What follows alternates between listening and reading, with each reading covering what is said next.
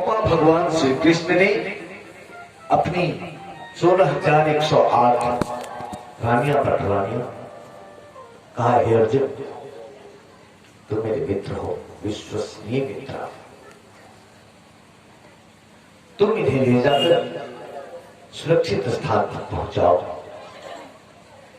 इनके रहने सहने भोजन प्रसादन की उचित व्यवस्था कर देना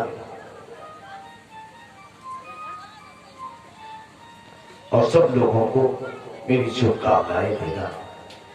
जाओ इन्हें सुरक्षित पहुंचा दो। अर्जुन ने अपने गांडीव को विश्वास है, अति विश्वास है कि मैं संसार का सबसे बड़ा धनुर्धर कुंती पुत्र अर्जुन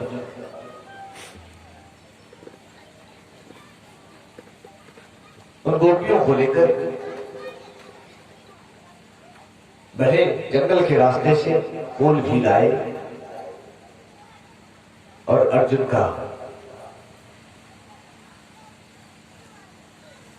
की सारी शक्ति धरी की धरी रह गई। कोल भीलों ने मार थप्पड़ से अर्जुन के शरीर को ढीला कर दिया। अर्जुन बड़े पेशो पेश में पड़ा हुआ, आखिर मेरी शक्ति कार्य क्यों नहीं कर रही, मैं इन कोल भीलों का, इन आदिवासियों का विरोध क्यों नहीं कर पा रहा हूं, मैं गांडीव भी उठा नहीं पा रहा। अर्जुन को आज ज्ञात हुआ कि ये शक्ति मेरी नहीं थी। जिन लोगों को भी दम्भ होता है कि ये संपत्ति मेरी है, ये बेटा मेरा है, ये पद मेरा है, ये प्रतिष्ठा मेरी है, ये भगवान की माया है, ये आपका भ्रम है। अर्जुन को भी था, आज उसका भ्रम गलित हो गया। सारी गोपियां हर ली गई, उसके जेवर कपड़े सब कोल भीलों ने छीन लिया अर्जुन से। अब इधर 7 महीने हो गए हैं अर्जुन को घर से गए हुए द्वारिका। तो युधिष्ठिर जी महाराज कह रहे हैं, हे भीमसेन मझले भाई, अर्जुन का बहुत दिनों से कोई संदेशा नहीं आया। विदुर चाचा ने चर्चा की थी कि भगवान अब लीला संवरण करने वाले हैं, कहीं ऐसा तो नहीं कि भगवान धरती छोड़कर गोलोक धाम की विदा होकर प्रस्थान करते। मेरे मन में बड़ी दिव्य उत्कंठा है। ये सब चर्चा ही हो रही थी कि दूर से ही रथ के ऊपर फहराने वाला पताका दिख रहा है कि उधर से अर्जुन का रथ आ रहा है। सब खुश हुए।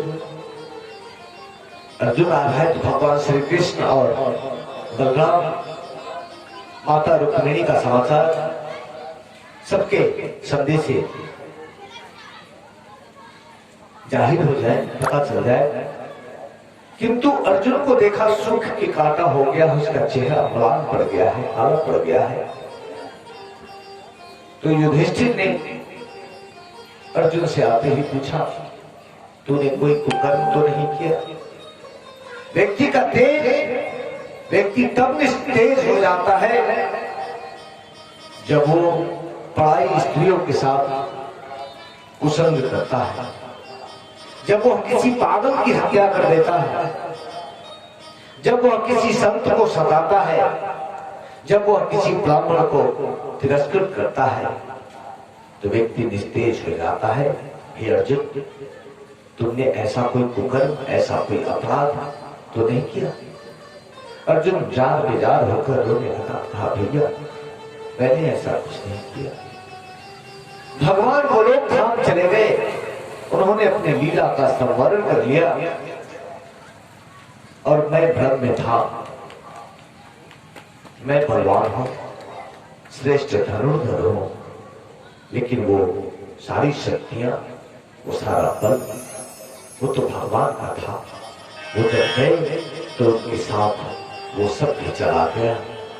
उन्होंने मेरी रक्षा में अपनी गोपियां छोड़ी थी,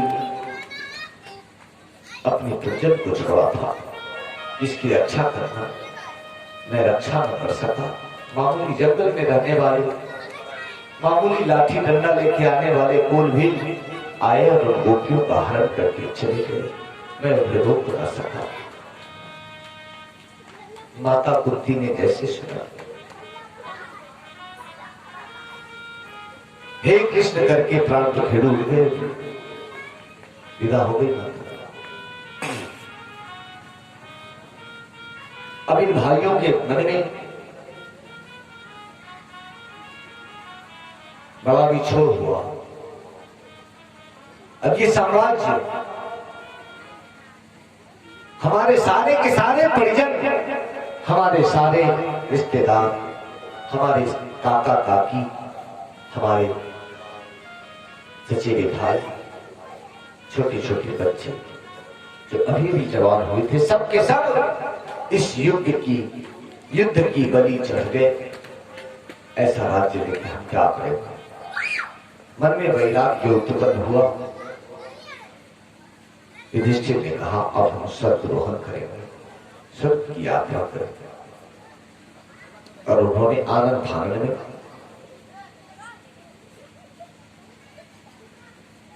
अपने पोते परीक्षित को, जो मात्र 12 वर्ष का है, अभी किशोर वय बालक है, उनको बुलाया और राज तिलक कर दिया। रोने लगा वो बच्चा, आप ऐसा अभी क्यों कर रहे हैं? कहा, बेटा परमात्मा बड़ा कार्य उसको सौंपता है जिसके ऊपर उसकी असीम कृपा होती है। हम तो जाएंगे, तू अपने कर्तव्य का निर्वाह करना।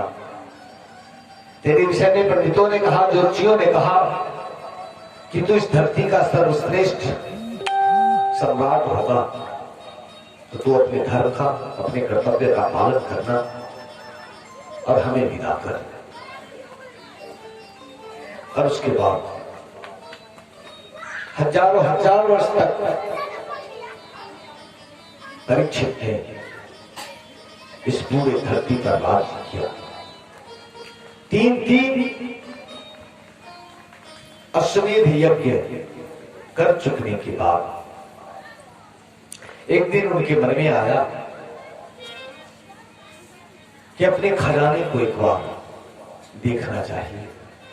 तो अपने सैनिक, सेनापति, महामंत्री के साथ अपने खजाने में जाते हैं।